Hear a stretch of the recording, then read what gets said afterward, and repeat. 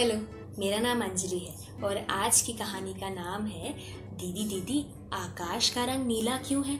और इसका लेखन किया है रूपा पाई ने और इसका ट्रांसलेशन किया है शोभित महाजन ने। तो चलिए सुनते हैं। एक लड़का था जिसका नाम है मुन्ना। उसे जब भी कोई प्रश्न होता तो पता है वो किससे पूछता? अपने पापा से नहीं, ना अपनी मम्मी से भी नहीं, वो अपना प्रश्न पूछता अपनी दीदी से। तो चलिए देखते हैं कि आज उसने अपनी दीदी से क्या प्रश्न पूछा। दीदी दीदी, कभी मैं सोचता हूँ। क्या सोचते हो मुन्ने राजा, तुम क्या सोचते हो? मैं सोचता हूँ कि आकाश का रंग नीला क्यों है। तुम बताओ मुन्ने राजा, तुम क्या सोचते हो? मैं सोचता हूँ। बताओ भी ना मुन्ने राजा, क्या सोचते हो तुम?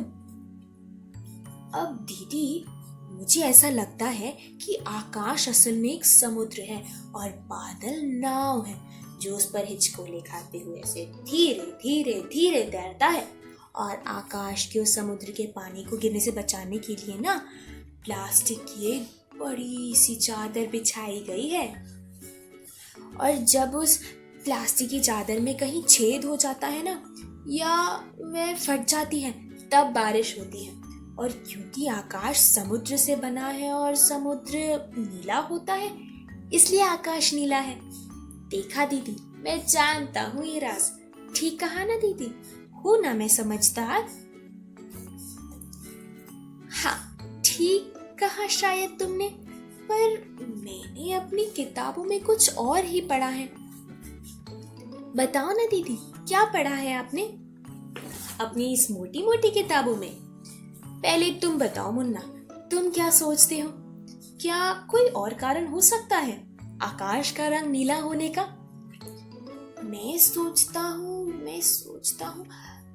बोलो ना मुन्ना, क्या सोचा तुमने? अब दीदी, ये भी तो हो सकता है कि आकाश में रहने वाली बुढ़िया दादी अपनी ये नीली साड़ी रोज सुबह धोकर सुखाने के लिए बिछा देती है और साड़ी तेज हवा में ना उड़े इसलिए वो बादलों की चिटकानी लगा देती है।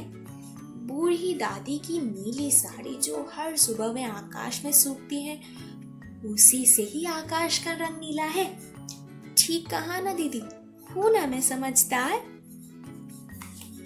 अब समझदार तो तुम हो और शायद तुमने ठीक ही कहा, पर मैंने तो अपनी किताबों में कुछ और ही पढ़ा है। बताओ ना दीदी, क्या पढ़ा है अपनी मोटी मोटी किताबों में?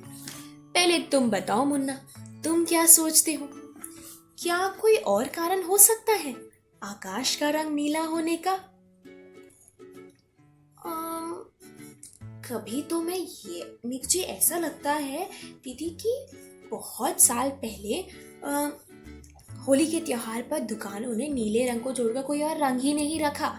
उस दिन इतना बड़ा नीले रंग का गुब्बार उड़ा होली में नीले रंग से रंगे हुए लोगों से कि उड़ते उड़ते आसमान में छा गया और सारा का सारा आसमान पता है नीले रंग से भर गया। वैसे आसमान देखने में तो बड़ा सुंदर लगता है, सारे नीले रंगों से जंगा हुआ। अब आकाश में रहने वाली जो बूढ़ी अम्मा है, बादलों में रुई लेकर नीला रंग साफ करने लगी, पर वह रंग गया ही नहीं बल्कि और बढ़ गया। यही नीला रंग अब तक आसमान में नीला किए हुआ है। ठीक ही तो है दीदी, आया ना तुम्हें समझ कि आकाश नीला क्यों होता है? हूँ ना मैं समझदार? बताओ ना दीदी। हाँ, समझदार तो तुम हो और शायद तुमने ठीक ही कहा, पर मैंने तो अपनी किताबों में कुछ और ही पढ़ा है। बताओ ना दीदी, क्या पढ़ा है आपने अपनी मोटी मोटी किताबों में? मेरे किताबों के अनुसार धरती के चारों तरफ वायु की एक मोटी सी चादर है और वह चादर बुनी है अणुओं से। उन किताबों के अनुसार हवा की इस परत को कहते हैं वायुमंडल। दीदी, मुझे वायुमंडल के बारे में नहीं सुनना। दीदी, आकाश का रंग नीला क्यों होता है? बताती हूँ, थोड़ा सब्र तो रखो। किताबों में लिखा है कि सूर्य की किरणें सुनहरी नहीं सफेद है, सफेद भी ऐसी जैसी इंद्रधनुषी सफेद। इंद्रधनुष के सारे रंग, जामुनी, गहरा नीला और हाँ, नीला, हरा, पीला, नारंगी और लाल, जब ये मिलकर देखते हैं तो वो सफेद दिखते हैं। और यही इंद्रधनुषी किरणें वायुमंडल को पार करती हुई पृथ्वी पर आती हैं। पर दीदी, आकाश तो नीला है, जामुनी, पीला या हरा नहीं।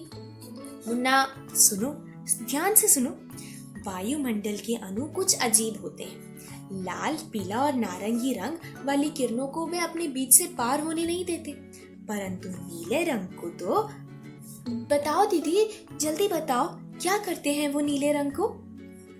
जब नीले रंग की किरणें उन अणुओं को छूती हैं, तब अणु उन्हें पार होने से रोक लेते हैं। जब ये नीली किरणें वापस जाती हैं, तो आसमान में सारा नीला रंग बिखर जाती हैं और इसलिए मुन्ना, आसमान नीला लगता है। सच दीदी?